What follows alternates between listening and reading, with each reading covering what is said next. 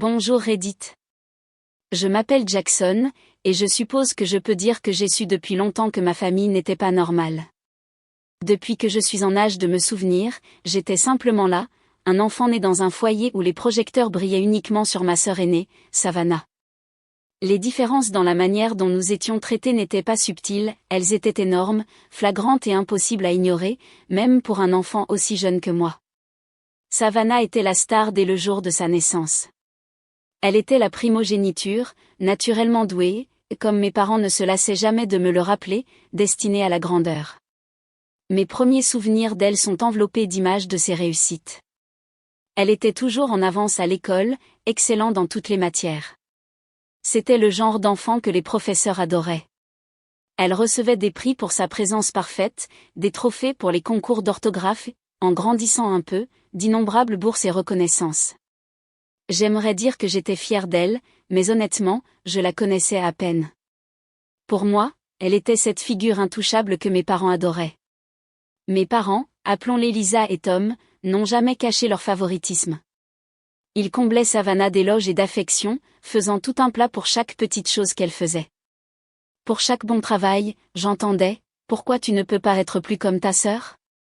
Ils encadraient ces prix et les accrochaient dans notre salon, mais je ne me souviens pas une seule fois qu'ils aient fait quelque chose de semblable pour moi. Une fois, quand j'avais environ 7 ans, je me souviens avoir travaillé très dur sur un projet de dessin pour l'école. Je suis restée éveillée tard pour dessiner une image de notre famille pour le cours d'art. Ce n'était pas incroyable, mais j'en étais fière.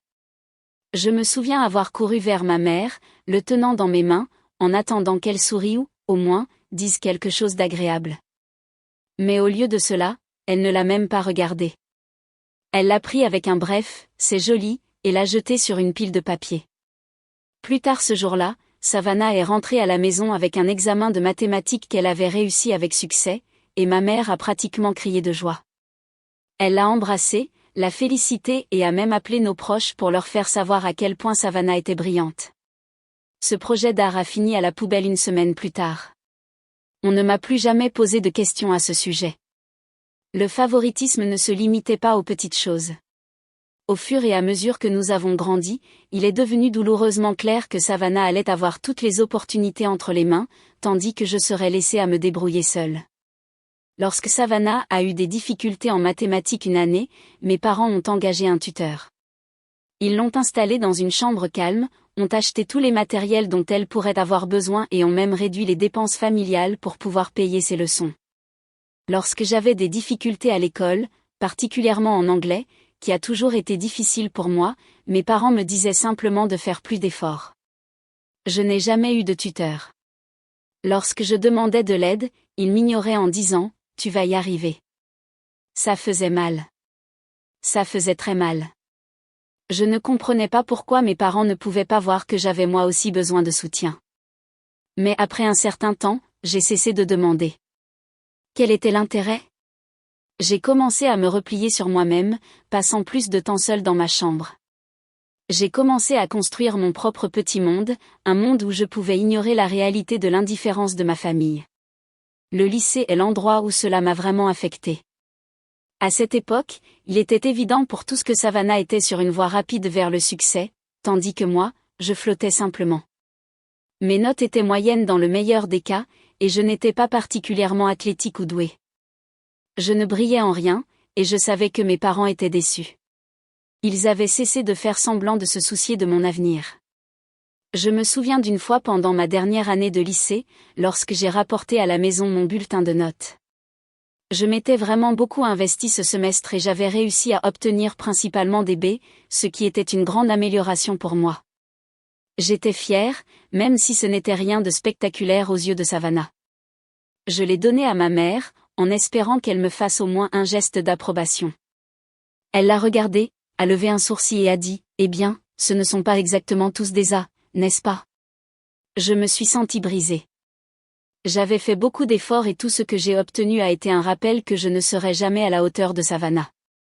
Pendant ce temps, Savannah était en dernière année, faisant des demandes d'admission à l'université.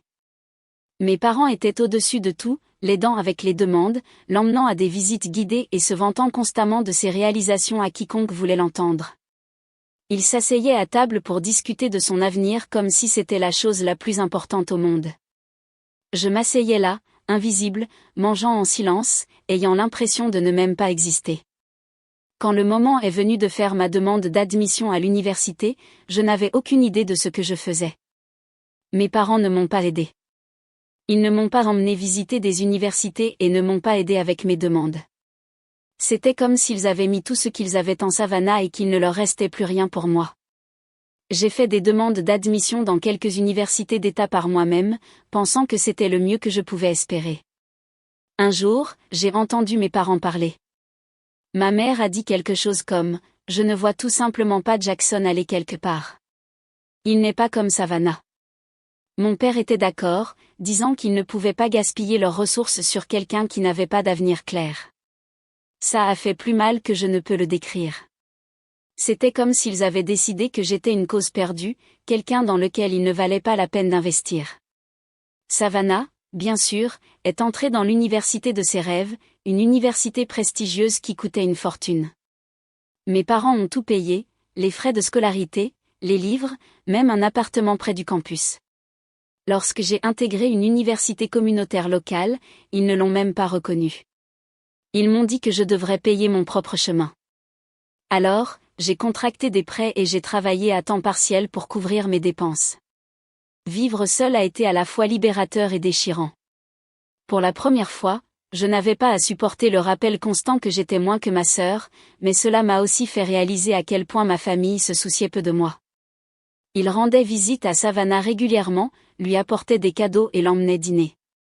Ils ne sont jamais venus me voir. C'était comme si j'avais été complètement effacée de leur vie.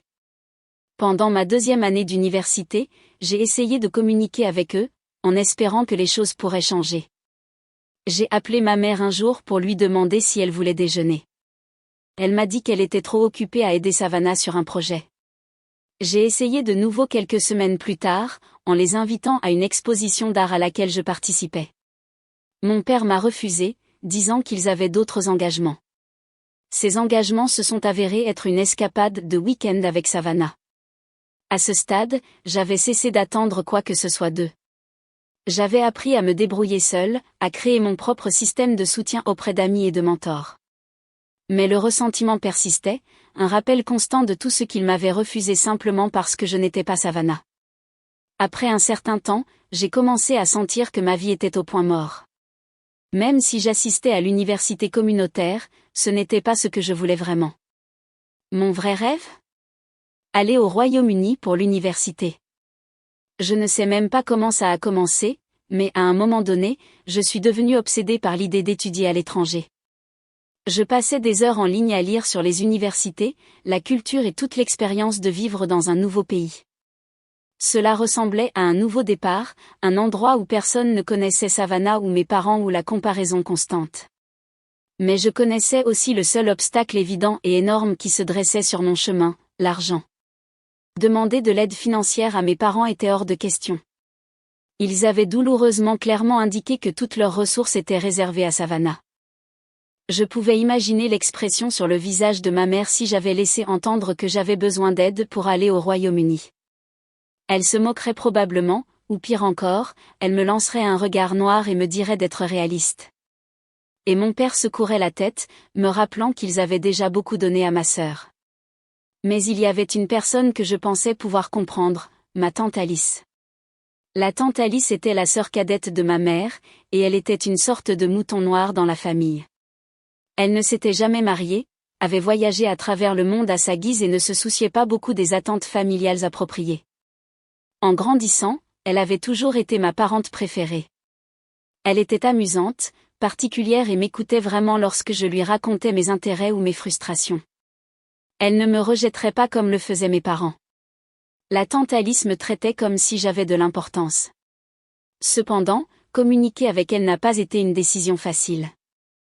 Je ne voulais pas qu'elle pense que je l'utilisais pour de l'argent.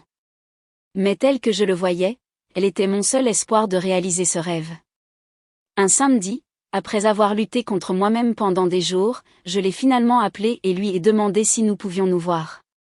Elle semblait ravie et a suggéré que nous allions dans son petit café préféré au centre-ville. Lorsque je suis entrée, elle était déjà là, assise à une table du coin, me saluant avec enthousiasme. Son sourire était contagieux. Nous avons passé la première demi-heure à nous mettre à jour, et j'ai pu sentir la chaleur et le calme habituel qui provenaient d'être près d'elle. Elle m'a posé des questions sur l'école, et je lui ai donné la réponse habituelle, dansant prudemment autour du sujet dont j'étais vraiment venue parler. Enfin, lorsque les mots ont commencé à presser contre ma poitrine, je les ai simplement laissés sortir. En fait, tante Alice, il y a quelque chose dont j'ai besoin de te parler, quelque chose de grand. Son visage s'est adouci, et elle s'est penchée, me donnant toute son attention. Tu sais que tu peux me tout dire, Jackson. J'ai respiré profondément et j'ai commencé à expliquer mon rêve d'aller à l'université au Royaume-Uni. Je lui ai parlé des programmes que j'avais suivis, des bourses que j'avais demandées et qui m'avaient été refusées, et comment, au fond, je sentais que c'était ma seule chance d'être vraiment moi-même. Lorsque j'ai terminé, je me suis rendu compte que j'avais parlé sans arrêt, déversant chaque petit espoir et chaque petite peur que j'avais réprimée. Je me suis préparée à sa réaction, attendant à moitié qu'elle me dise que c'était impossible. Mais elle m'a simplement regardée avec ce mélange de tristesse et de fierté. Jackson, je n'avais aucune idée que tu te sentais comme ça. Je suis désolée que tu n'aies pas pu t'adresser à tes parents à ce sujet, mais je suis fière de toi d'avoir voulu quelque chose de plus. J'ai senti qu'on me retirait un poids de dessus les épaules. Je n'étais pas fou de vouloir ça. Quelqu'un comprenait enfin. Mais ensuite, est venue la partie la plus difficile, lui demander de l'aide. Je ne peux pas faire ça seule, tante Alice. Je n'ai pas l'argent. Je n'ai pas les ressources. Mais si tu pouvais me prêter de l'argent, assez pour commencer, je te promets que je te le rembourserai. Ma voix s'est un peu brisée et j'ai regardé vers le bas, gênée. Sans hésitation, elle a tendu la main par-dessus la table, a pris ma main et a dit, « Tu n'as pas besoin de me rembourser. Je vais t'aider, Jackson. Je vais faire en sorte que cela se produise. » Je ne pouvais pas croire ce que j'entendais. Le soulagement et la gratitude m'ont envahi, et j'ai à peine pu retenir mes larmes. Je voulais sauter par-dessus la table et la prendre dans mes bras, mais nous étions en public et je ne voulais pas faire de scène. Nous nous sommes assis là, nous souriant simplement l'un à l'autre, sachant tous les deux que c'était le début de quelque chose de grand. Cependant, il y avait une condition que nous savions tous les deux sans avoir besoin de la dire à haute voix, cela devait rester entre nous. Mes parents ne pourraient jamais le savoir. S'ils le découvraient, cela causerait un chaos, probablement plus pour la tante Alice que pour moi. Mes parents avaient déjà une relation tendue avec elle, pensant qu'elle était trop libre d'esprit et irresponsable. S'ils apprenaient qu'elle me soutenait, moi, leur fils le moins performant. Je ne voulais même pas imaginer les conséquences. Nous avons décidé de garder le secret. La tante Alice a transféré l'argent en petite quantité pour ne pas attirer l'attention. J'ai commencé le processus de candidature, me rongeant les ongles à chaque étape, terrorisée à l'idée que quelqu'un de ma famille l'apprenne. Je vérifiais mon courriel de manière obsessive, attendant les mises à jour des universités du Royaume-Uni.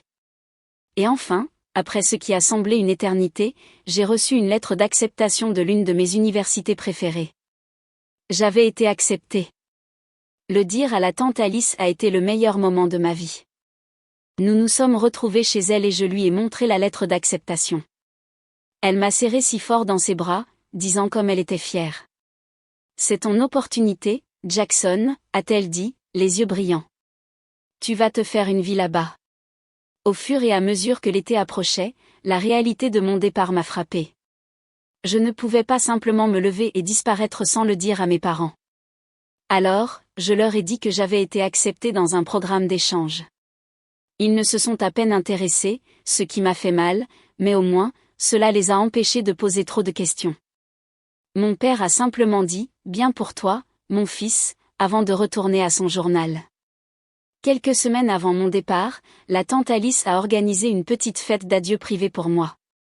Elle avait invité quelques amis proches et quelques membres de la famille, des personnes qui connaissaient la vérité mais qui avaient accepté de la garder secrète.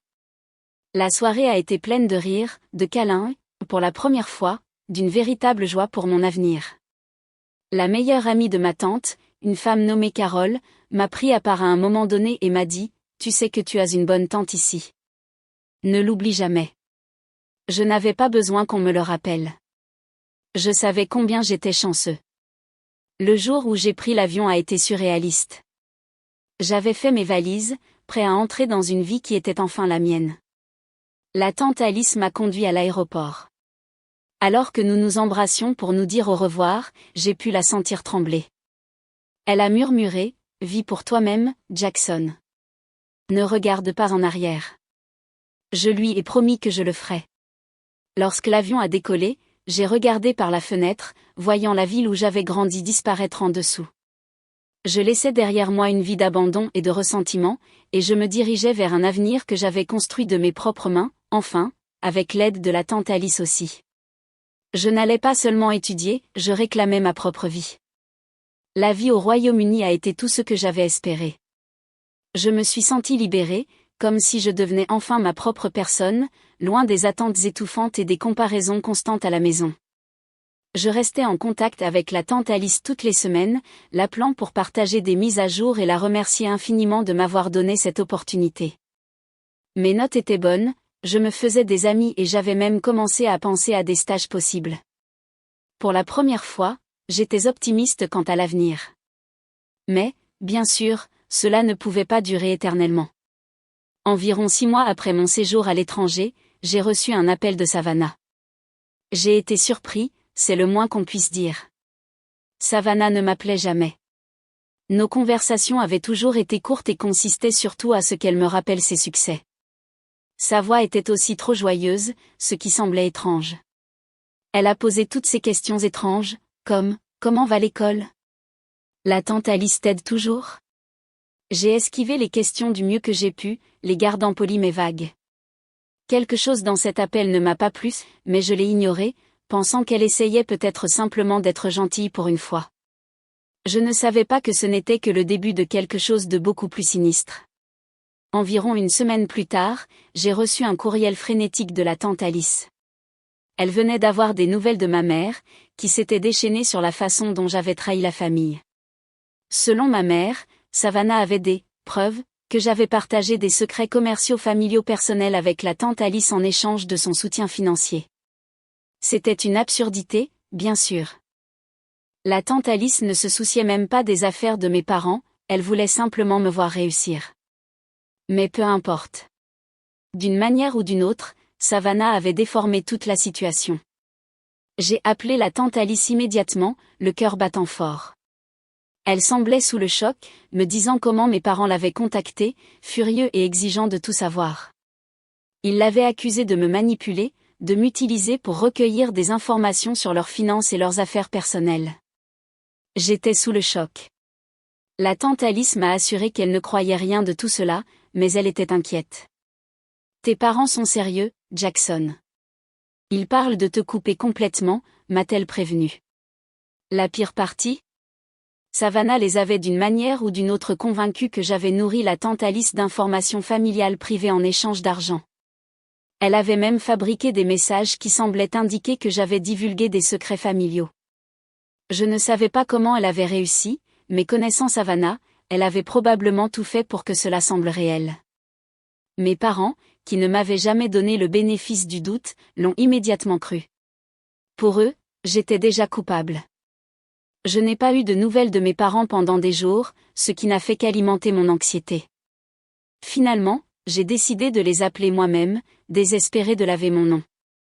Ma mère a répondu, et j'ai à peine dit « bonjour » avant qu'elle ne lance une diatribe. « Comment as-tu pu, Jackson » a-t-elle lancé. « Comment as-tu pu trahir ta propre famille après tout ce que nous avons fait pour toi ?» L'ironie de cette déclaration m'a presque fait rire, mais j'ai réussi à garder mon calme, lui disant que rien de tout cela n'était vrai, que Savannah m'avait tendu un piège. Mais elle ne voulait rien entendre de tout cela. Nous avons vu les messages, Jackson, a-t-elle dit froidement. Savannah nous a tout montré. Tu nous as vendus pour un peu d'argent supplémentaire de ta tante. J'ai toujours su que tu étais irresponsable, mais je n'aurais jamais pensé que tu te rabaisserais à ce point. Mon père a ensuite pris le téléphone, sa voix pleine de déception et de colère. Tu as fait honte à cette famille, Jackson. Nous ne savons même plus qui tu es. Je les ai suppliés de voir la raison, de me donner l'occasion de m'expliquer, mais ils étaient inflexibles. Les preuves de Savannah étaient tout ce dont ils avaient besoin pour me tourner le dos. J'étais engourdie, dévastée. Ils m'ont dit qu'ils me coupaient complètement et que je n'étais plus le bienvenu chez eux. Ils avaient même informé l'université qu'ils ne me soutenaient plus financièrement, me laissant lutter pour savoir comment je couvrirais les frais de scolarité, le loyer, tout. Comme ça, ma vie au Royaume-Uni, mon rêve, risquait de s'effondrer. Désespérée, j'ai appelé Savannah, en espérant pouvoir communiquer avec elle d'une manière ou d'une autre, lui faire voir les dégâts qu'elle causait. Elle a répondu avec la même fausse douceur et la même arrogance qu'elle avait utilisée lors de notre dernière conversation. « Oh, bonjour Jackson », a-t-elle fredonné, feignant l'innocence. « Tout va bien ?» Je n'ai pas pu me retenir. « Pourquoi, Savannah ? Pourquoi fais-tu ça ? Qu'est-ce que je t'ai jamais fait ?» Elle a ri, un son froid et calculé. « Oh, Jackson, ne sois pas si dramatique. Tu n'as jamais appartenu là, et honnêtement, quelqu'un devait te ramener à la réalité. Tu crois vraiment que tu mérites tout ce que la tante Alice t'a donné ? Cela aurait dû m'appartenir. » Je suis restée sans voix. Tout ce temps, j'ai pensé que son indifférence envers moi n'était qu'une rivalité normale entre frères et sœurs, mais ceci, c'était quelque chose de plus sombre, quelque chose de tordu. Savannah était tellement obsédée par le fait d'être la préférée, d'être la seule qui comptait, qu'elle était allée jusqu'à ces extrémités insensées pour ruiner ma vie. J'ai essayé de raisonner avec elle, mais c'était inutile. Elle avait ce qu'elle voulait, l'attention exclusive de mes parents et leur loyauté. En ce qui la concernait, j'étais hors scène. Après cet appel, je suis restée abasourdie, essayant de trouver mon prochain mouvement. La tante Alice, Dieu la bénisse, s'est offerte à m'aider financièrement à nouveau, mais j'ai réalisé que toute cette épreuve l'avait également secouée. Elle n'avait pas de ressources illimitées, et avec mes parents lui déclarant pratiquement la guerre pour m'avoir corrompue, elle était prise au milieu. Les jours se sont succédés rapidement alors que je m'efforçais de découvrir mes prochaines étapes. L'université m'a accordé un bref délai de grâce, mais sans le soutien financier de mes parents, je risquais réellement de devoir abandonner mes études. L'idée de rentrer à la maison, de faire face à Savannah et à mes parents après tout ce qu'ils avaient fait, était insupportable. Un soir, après des heures de marche et d'appel à tous ceux qui me venaient à l'esprit, je me suis retrouvée à errer sur le campus vide, me sentant complètement perdue. Mon téléphone a vibré. C'était la tante Alice. Elle avait enquêté, déterminée à laver mon nom. Elle m'a dit qu'elle avait engagé un avocat pour enquêter sur les soi-disant preuves de Savannah. Elle n'allait pas laisser les mensonges de sa nièce ruiner ma vie si elle pouvait l'éviter. C'était le premier rayon d'espoir que j'ai eu depuis des jours. Peut-être, juste peut-être, il y avait une issue à ce cauchemar. Mais même lorsque je me suis accrochée à cet espoir, je savais que quoi qu'il arrive, ma relation avec ma famille était irrémédiablement brisée. Les semaines suivantes ont été un tourbillon de réunions, d'appels téléphoniques et de nuits blanches alors que la tante Alice et son avocat travaillaient pour réfuter l'histoire de Savannah. Savannah, pour sa part, est restée ferme, inventant plus de mensonges pour couvrir ses traces. Elle a planté de faux messages, créé de fausses chaînes de courriels, le tout méticuleusement conçu pour faire de moi le méchant. Mes parents, bien sûr, ont cru chaque mot, refusant même d'envisager l'idée que leur fille d'or pouvait mentir. J'ai senti que je m'étouffais, pris au piège dans un réseau de mensonges sans issue. Mais la tante Alice n'a jamais abandonné. Petit à petit, pièce par pièce, son avocat a commencé à découvrir la vérité. Les fabrications de Savannah étaient élaborées, mais elles n'étaient pas parfaites. Après des semaines d'enquête, ils ont finalement, enfin trouvé la preuve dont ils avaient besoin, une trace d'empreinte digitale numérique reliant Savannah aux faux messages et aux preuves fabriquées. Armée de ces informations, la tante Alice s'est confrontée à mes parents, leur présentant des preuves irréfutables que Savannah avait menti. Mais même alors, ils ont hésité à le croire. Ils avaient passé tellement de temps à idolâtrer Savannah que l'idée qu'elle soit autre chose que parfaite était presque impensable. En fin de compte, cependant, ils n'avaient pas d'autre choix. Les preuves étaient irréfutables.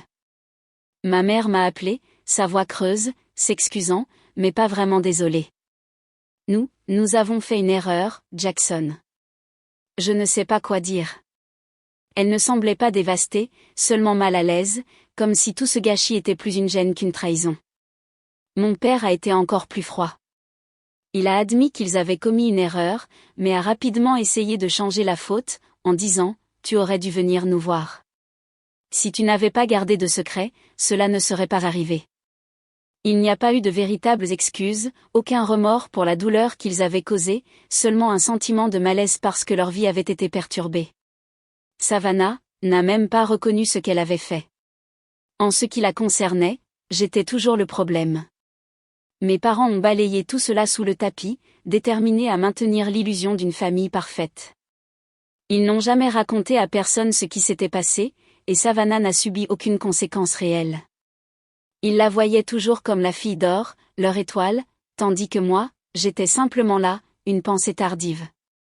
J'ai rompu les liens avec eux après ça. Cela a été douloureux, mais je ne pouvais pas rester en contact avec des personnes qui me voyaient comme jetable. La tante Alice est restée ma seule famille, et je lui serai éternellement reconnaissant de m'avoir soutenu quand personne d'autre ne l'a fait. Je suis resté au Royaume-Uni, j'ai terminé ma carrière et je me suis construit une vie, loin du gâchis toxique qu'était ma famille. Parfois, je me demande encore s'ils pensent à moi, s'ils réalisent ce qu'ils ont perdu.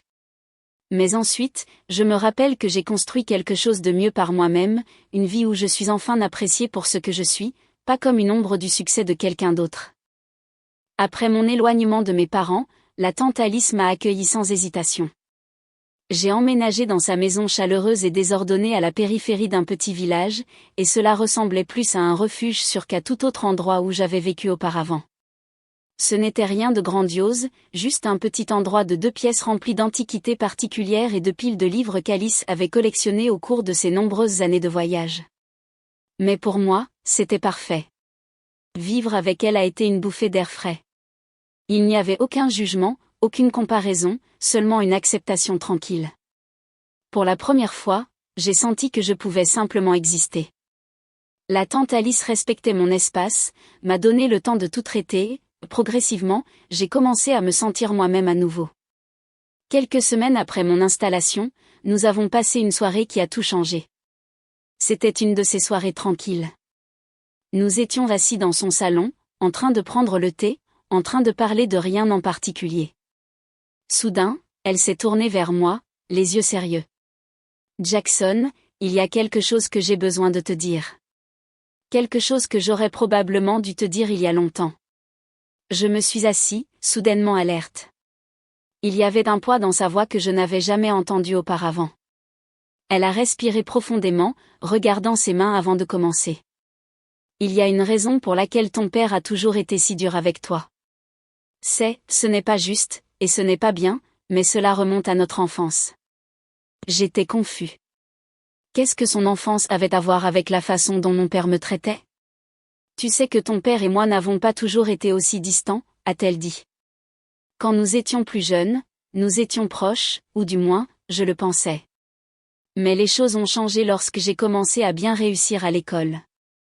J'aimais apprendre, j'ai toujours voulu faire des efforts, et j'ai bien réussi. Trop bien, peut-être. Je n'imaginais personne jaloux de la tante Alice. C'était la personne la plus réaliste et la plus gentille que je connaisse. Mais au fur et à mesure qu'elle continuait, j'ai commencé à voir les choses différemment. Ton grand-père était difficile, a-t-elle dit, choisissant soigneusement ses mots. Ce n'était pas un homme facile avec qui vivre, et il avait des idées très claires sur qui était censé réussir dans la famille. Il voulait que son fils, ton père, soit le meilleur. Mais lorsque j'ai commencé à obtenir de meilleures notes, à gagner des prix, eh bien, cela a créé une rupture entre nous. Elle a fait une pause, son visage assombri par les souvenirs. Ton père a commencé à me ressentir. Peu importe ce que je faisais, il me voyait comme une compétition, une menace pour sa propre place dans la famille. Je ne voulais jamais ça, bien sûr, mais c'est comme ça que les choses étaient. J'ai écouté, les pièces du puzzle commençant à s'assembler. Mon père avait toujours semblé profondément insécure, constamment préoccupé par les apparences, par la façon dont il se comparait.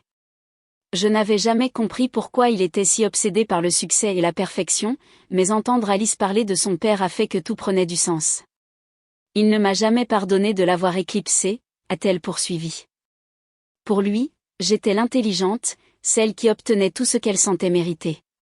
Et cette amertume s'est transmise à sa famille, à ses enfants.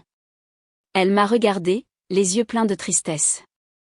Jackson, je pense que c'est pour ça qu'il a toujours été si dur avec toi. D'une certaine manière, tu lui rappelles moi. Tu es ambitieux, tu veux plus de la vie, et ça lui fait peur. Il a peur de voir son propre fils devenir quelque chose qu'il croit ne jamais pouvoir être. La compréhension m'a frappé comme un coup de poing dans l'estomac. Tout ce temps, j'ai pensé qu'il y avait quelque chose de mal en moi, un défaut qui faisait que mes parents aimaient plus Savannah.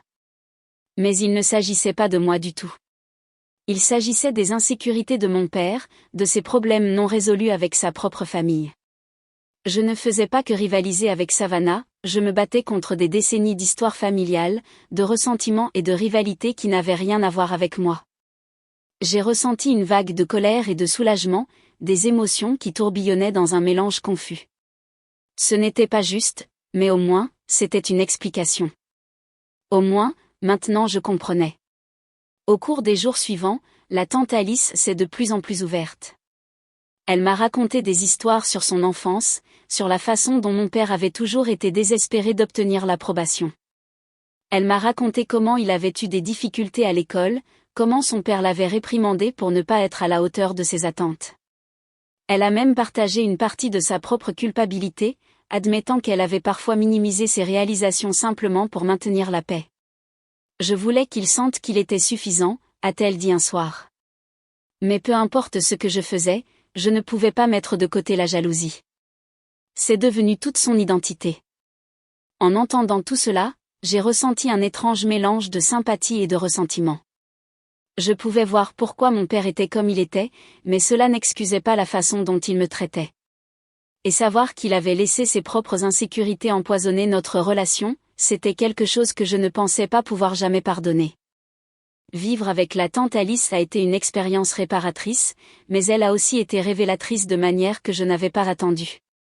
Elle avait su pendant des années la dynamique familiale, le courant souterrain de jalousie et de ressentiment, et avait fait tout son possible pour me protéger de cela. Mais en même temps, elle a senti qu'elle avait échoué, comme si elle n'avait pas fait assez pour me protéger des conséquences. Nous avons eu de longues et profondes conversations sur la famille, sur la complexité et la douleur que ces liens pouvaient engendrer. La tante Alice n'a rien adouci, et j'ai apprécié son honnêteté. Elle n'a pas essayé de trouver des excuses pour mon père ou ma mère. Elle m'a simplement dit la vérité. Et ce faisant, elle m'a donné une nouvelle perspective sur ma propre vie. Un soir, pendant que nous parlions, elle m'a dit quelque chose qui allait me rester gravé à jamais. Jackson, parfois, la famille ne s'agit pas de sang. Il s'agit des personnes qui te soutiennent pour ce que tu es. Je ne suis peut-être pas parfaite, mais je suis là pour toi, et je le serai toujours. Ce soir-là, je me suis couchée en me sentant plus léger, comme si on m'avait retiré un poids de dessus les épaules. J'avais passé une grande partie de ma vie à essayer de gagner l'approbation de mes parents, d'être assez bon pour eux, que j'avais oublié d'être assez bon pour moi-même. La tante Alice avait raison. Je n'avais pas besoin de leur validation pour être digne. J'étais suffisant, tel que j'étais. Les mois ont passé et j'ai commencé à me construire une nouvelle vie. La tante Alice m'a encouragée à poursuivre mes passions, à prendre des risques et à vivre sans la peur de l'échec qui m'avait freiné pendant si longtemps. Avec son soutien, j'ai finalement commencé à sentir que j'étais sur un terrain solide, comme si j'avais un avenir pour lequel il valait la peine de me battre. Au fil du temps, j'ai commencé à penser de moins en moins à mes parents. La colère s'est estompée, remplacée par un sentiment d'acceptation. Je ne serai jamais leur enfant d'or, leur fils parfait, et c'était bien. J'avais ma propre voie à suivre, et je n'avais pas besoin de leur approbation pour la parcourir. Mais les cicatrices sont restées. De temps en temps, je me surprenais à douter, à me demander si j'avais peut-être mal compris, s'il y avait encore une possibilité de réconciliation. Mais ensuite, je me souvenais des années d'abandon, de la façon dont il s'était rangé du côté de Savannah sans hésiter, et le doute disparaissait. Vivre avec la tante Alice m'a appris plus que je ne l'aurais jamais imaginé. Elle m'a montré que la famille était compliquée, désordonnée et souvent douloureuse, mais qu'elle ne devait pas définir qui j'étais. Je pouvais choisir mon propre chemin, ma propre félicité, et je n'avais pas à laisser les attentes de quiconque m'arrêter. En fin de compte, mon temps avec la tante Alice est devenu la base d'un nouveau départ. Je ne survivais plus seulement, je prospérais. J'avais appris la vérité sur ma famille, sur moi-même, et j'en étais sorti plus fort. Une fois parti pour le Royaume-Uni, j'ai senti qu'on me retirait un poids dont je n'avais pas tout à fait compris l'ampleur. Vivant loin de ma famille, j'ai trouvé une paix que je ne m'étais pas rendu compte qu'il était possible d'atteindre. Je me suis plongé dans mes études, j'ai suivi des cours qui m'intéressaient vraiment, j'ai rencontré des gens qui ne savaient rien de Savannah ni de mes parents. J'ai enfin pu être moi-même, sans pression, sans rappel constant de ce qui me manquait, par rapport à Savannah. Ma nouvelle vie a apporté de nouveaux amis et de nouvelles expériences. Un de mes amis les plus proches était un jeune homme nommé Oliver, un camarade étudiant international du Canada. Il avait cette énergie décontractée, du genre qui rendait impossible d'être de mauvaise humeur en sa présence.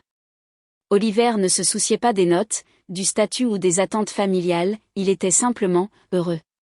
C'est la première personne avec qui j'ai senti que je pouvais vraiment m'ouvrir, et avec le temps, j'ai commencé à partager des fragments sur ma famille. Sa réaction a toujours été la même, une incrédulité totale. Il ne pouvait pas comprendre une famille où un parent pouvait mettre autant de pression sur un enfant tout en ignorant l'autre. « Mon ami, disait-il avec son accent décontracté, tu es bien sorti de ce pétrin. Trinquons à la construction de ta propre vie, d'accord ? C'est la première fois que je me suis senti validée dans ma décision de m'éloigner, et cela m'a donné le courage de m'engager pleinement dans ma nouvelle vie. J'ai cessé de surveiller mes parents et j'ai bloqué Savannah sur les réseaux sociaux. Je n'avais pas besoin de rappel constant de leur vie et je ne voulais pas qu'ils s'immiscent dans la mienne. La tante Alice est restée en contact, bien sûr. Elle a toujours été ma bouée de sauvetage vers une sorte de famille. Et chaque fois qu'elle mentionnait mes parents, c'était sur un ton prudent et neutre, comme si elle ne voulait pas me rappeler de vieilles blessures.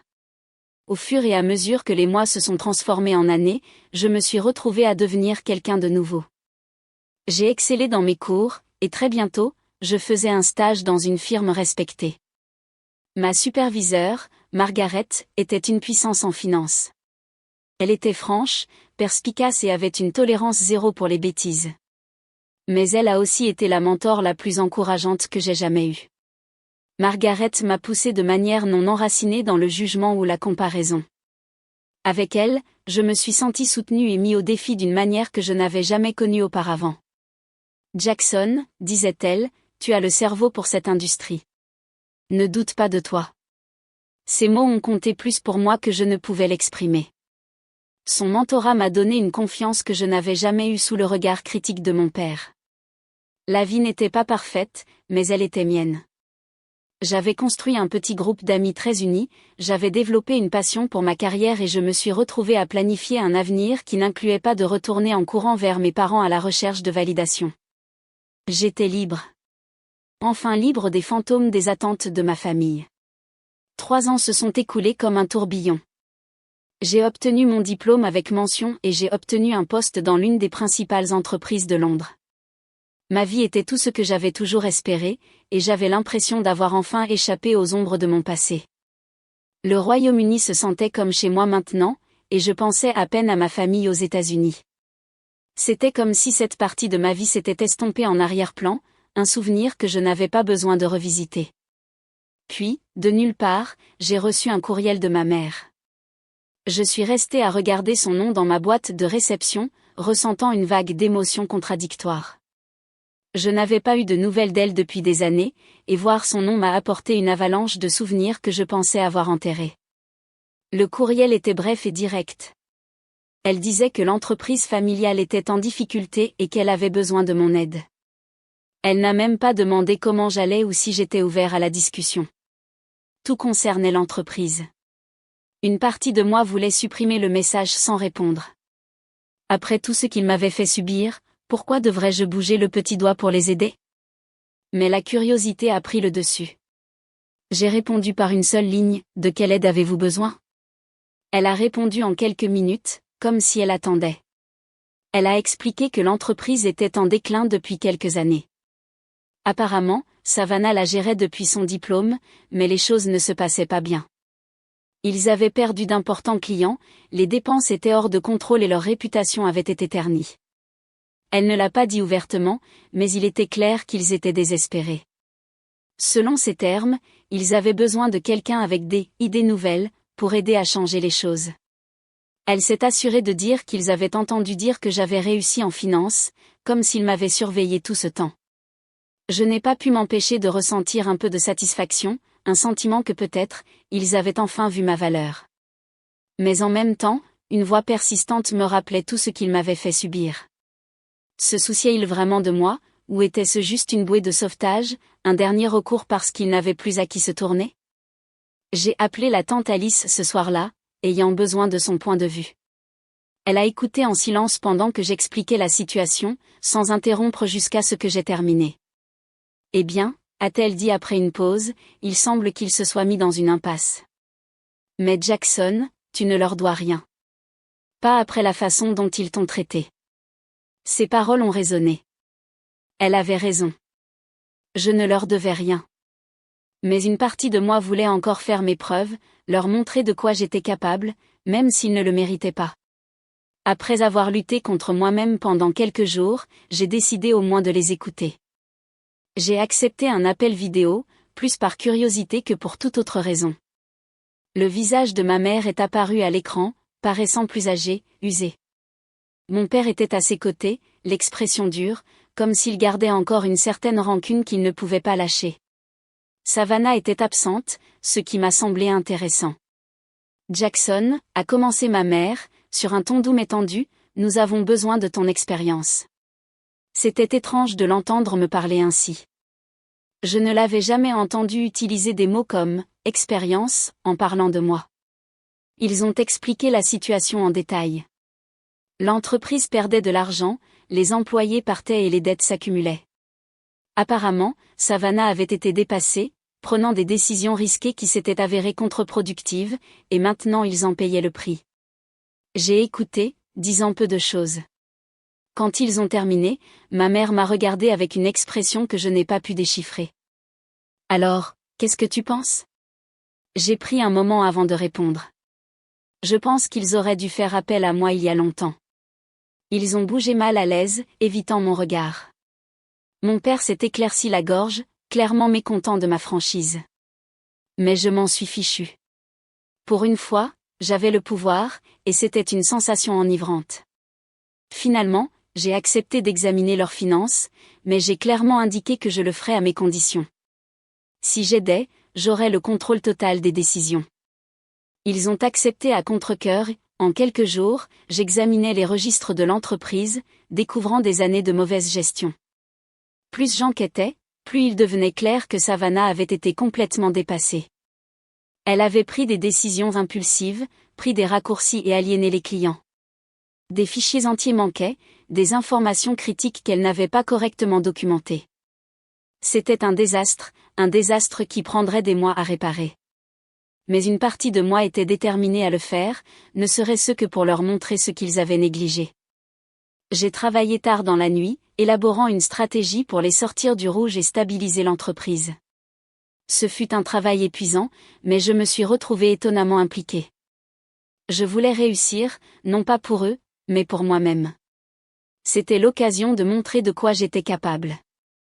Au cours des mois suivants, j'ai pris le contrôle des finances de l'entreprise, j'ai réduit les dépenses inutiles, j'ai négocié avec les clients et j'ai rationalisé les opérations.